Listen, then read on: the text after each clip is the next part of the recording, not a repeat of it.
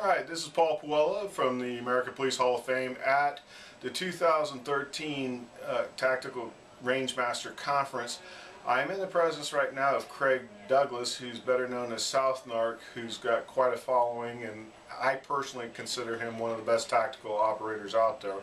So what I'd like to do is introduce Craig to our audience. And Craig, you just did an outstanding presentation on your class, and I would like you to elaborate a little bit to the audience of what we just went over in your class as far as awareness and situational awareness and things to that nature. So I'll let you take it away. Okay, well, thanks for having me. First of all, it's an honor, really appreciate the opportunity. So basically what I've tried to do is put together a module that essentially physically rehearses things that we probably pay some notional sense to, like the concept of awareness. Okay, so what I've seen, and I'm sure you've been around for a long time and know this, that a lot of these concepts that we talk about just don't really resonate.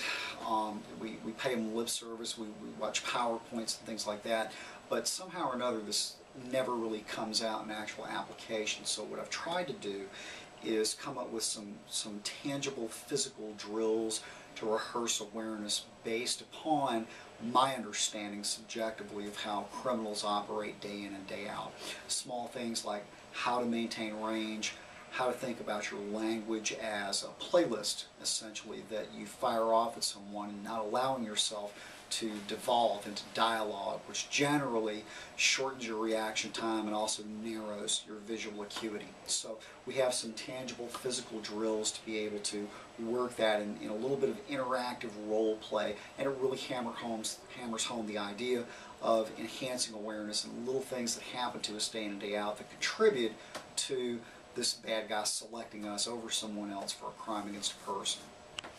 It's very interesting. A lot of people have hypotheses and hypotheticals and not a whole lot of knowledge. I would like you to tell our audience a little bit about your background and why you know, especially me, gave you so many different accolades because of the work that you did for the United States, and you know, so share and elaborate. Sure. Well, I was a police officer for 21 years, and 11 years of that was spent in narcotics enforcement. 2 years of that in particular was spent working strictly in an undercover capacity. So unfortunately, I had some training failures directly attributable to my lack of preparedness and not training within context. So lapses of awareness when trying to do things like buy drugs, okay, a lot of real quick down and dirty hand-to-hand transactions, crack cocaine, marijuana, things like that. So unfortunately I had a few minor and a few major assaults against me in that time period, and it really hammered home the idea of training in context and breaking this down. So I got a sense of what it's not likely to have where you don't have color of authority and where you're not observable, and how to kind of be able to continue my mission and do my job, but at the same time protect myself. So it required a level of nuance and an attention to detail that I just wasn't trained into. One of the things that I think is absolutely amazing of the thing that you bring to awareness is too many people that are getting into this arena have no concept of how many times they're going to be confronted with more than one adversary.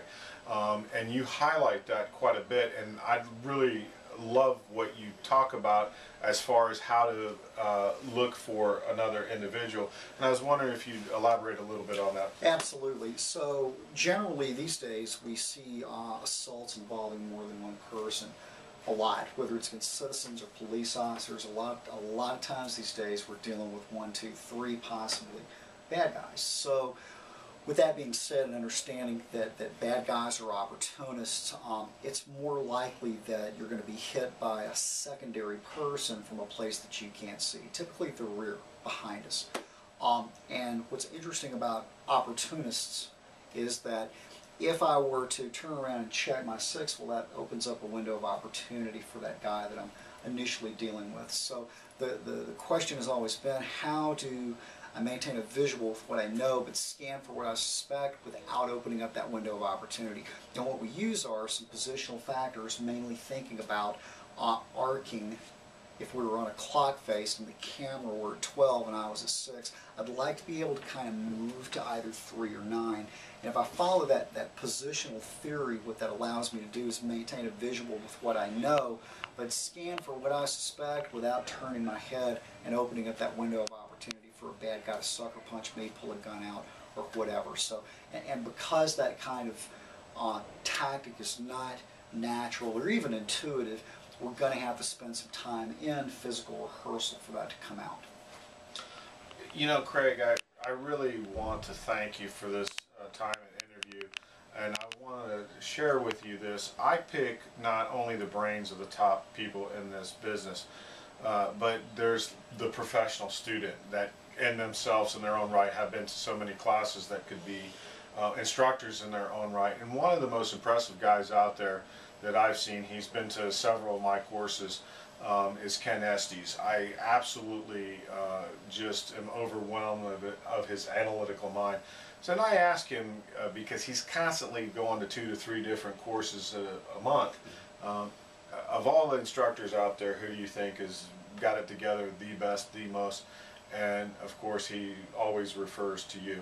And I say that with a little bit of prejudice, because I consider myself one of the top instructors as well, but that's okay. I respect his opinion, and I'm with him on that. Ladies and gentlemen, if you've never taken a class with this man right here, I highly, highly recommend him, because he is one of the top tier ones in this business, and he can save your life very much. And with that, I want to thank you so much. Well, thank you, Paul. I appreciate the vote of confidence. I really do. Thank you very much. Okay.